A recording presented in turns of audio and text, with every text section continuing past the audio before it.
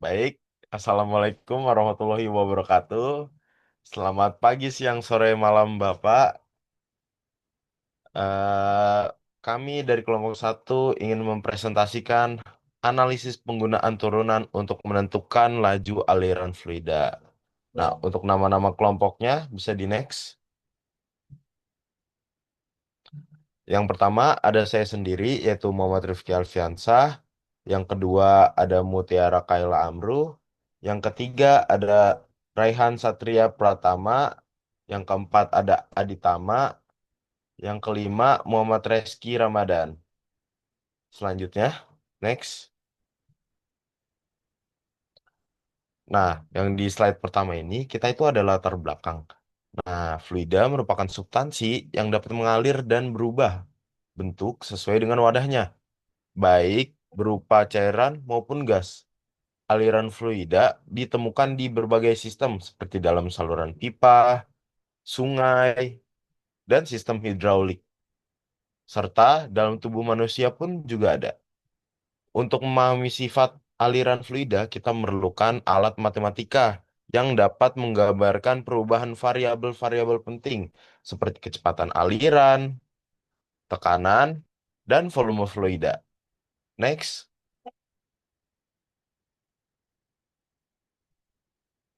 Nah, yang kedua, di sini kita ada rumusan masalah.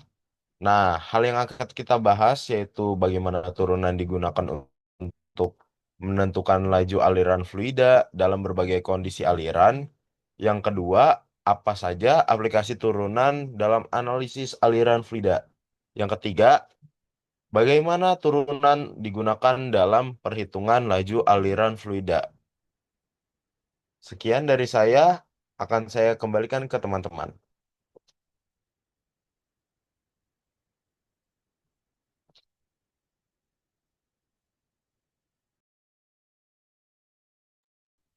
Selanjutnya ada landasan teori. Jadi, sebelum menganalisis penggunaan turunan dalam laju aliran fluida, perlu dipahami landasan-landasan teori yang menjadi dasar penggunaan turunan tersebut. Landasan-landasan seperti definisi turunan, aplikasi turunan, definisi fluida, definisi laju aliran, dan aplikasi turunan dalam aliran fluida perlu dipahami agar analisis dapat dilakukan dengan benar. Next.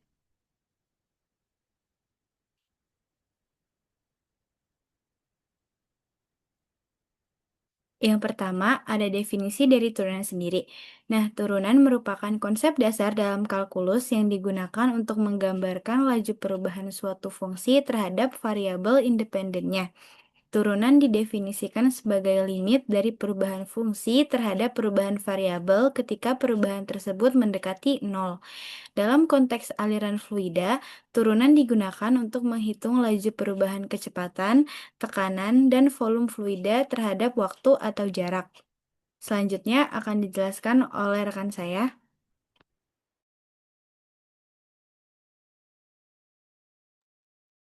Nah, yang selanjutnya ada aplikasi turunan. Turunan memiliki banyak aplikasi, salah satunya dalam analisis aliran fluida. Konsep ini digunakan untuk menentukan laju perubahan kecepatan, tekanan, dan volume fluida. Dalam penerapannya, terdapat dua pendekatan utama, yaitu pendekatan Lagrangian, pengikuti perubahan partikel fluida saat bergerak. Yang kedua ada pendekatan Eulerian, mengamati perubahan kondisi fluida pada titik tetap di ruangan. Kedua pendekatan ini membantu memodelkan dan menganalisis aliran fluida serta pergerakan polutan dalam sistem yang kompleks. Bisa di next.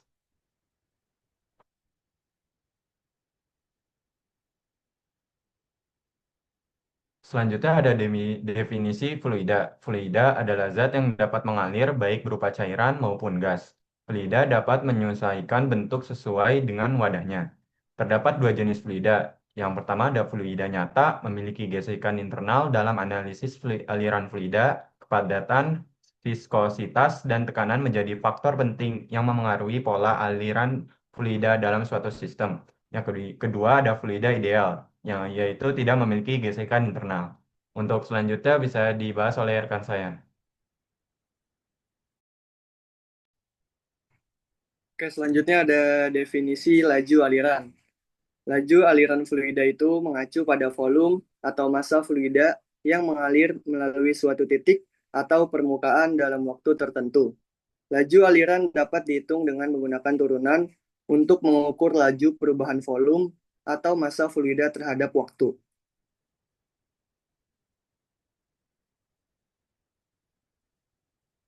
Selanjutnya ada aplikasi turunan dalam aliran fluida.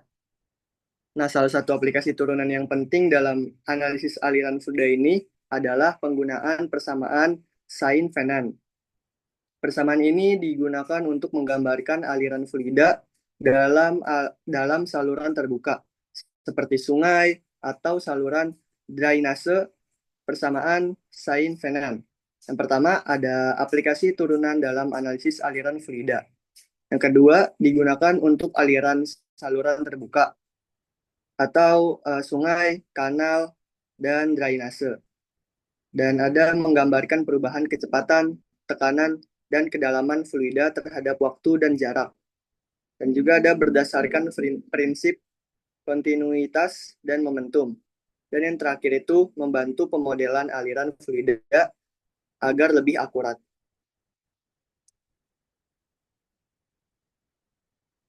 Oke, selanjutnya Oke, akan ya. selanjutnya adalah studi kasus. Eh, ada sebuah kasus. Sebuah pipa berbentuk silinder memiliki diameter D sama dengan 0,3 meter dan panjang L sama dengan 100 meter. Pada awalnya, tinggi permukaan air dalam pipa pada waktu T sama dengan 0 adalah H0 sama dengan 2 meter. Dan ketinggian permukaan air berubah seiring waktu. Ketinggian permukaan air dinyatakan dengan persamaan HT sama dengan 4 per 3 T pangkat 3 tambah T kuadrat tambah 2. Langkah penyelesaiannya, yang pertama itu menghitung luas penampang. Luas penampang pipa dapat dihitung dengan rumus luas lingkaran, yaitu A sama dengan Pi D per 2 kuadrat. Kita substitusikan D itu 0,3. Jadi Pi 0,3 per 2 kuadrat sama dengan Pi dikali 0,15 kuadrat sama dengan Pi dikali 0,0225. Itu jika eh, dihasilkan sekitar 0,70685 meter persegi. Jadi luas penampang pipa tersebut adalah 0,70685 meter persegi. Lalu yang kedua adalah menentukan persamaan kecepatan aliran fluida. Kecepatan aliran fluida dapat dianggap sebagai laju perubahan ketinggian air dalam pipa terhadap waktu. Ini berarti kecepatan atau bisa disebut VT adalah turunan pertama dari fungsi ketinggian air, yaitu HT terhadap waktu. Atau dengan kata lain, VT itu adalah DHT per DT. VT sama dengan D per DT dikali HT, yaitu 4 per 3 T pangkat 3 plus T pangkat 2 plus 2. Jika diturunkan, VT hasilnya 4T pangkat 2 plus 2T. Jadi persamaan kecepatan aliran fluida tersebut adalah VT sama dengan 4T pangkat 2 plus 2T. Lalu yang ketiga, kita menghitung laju aliran volume fluida. Laju aliran volume fluida atau Q dapat dihitung dengan rumus Q sama dengan A atau luas penampang dikali VT. Dari langkah sebelumnya kita tahu bahwa laju perubahan tinggi permukaan air adalah VT sama dengan 4T pangkat 2 plus 2T. Sekarang substitusikan T sama dengan 4 detik ke dalam persamaan VT. V4 sama dengan 4 kali 4 kuadrat plus 2 kali 4 sama dengan 4 kali 16 plus 8 sama dengan 64 plus 8 sama dengan 72 meter per second. Dengan A sama dengan 0,70685 meter persegi dan V4 sama dengan 72 meter per second, kita dapat menghitung laju aliran volume atau Q. Jadi kita substitusikan Q sama dengan 0,7085 meter persegi dikali 72 meter per second. Hasilnya itu sekitar 5,08932 meter kubik per second.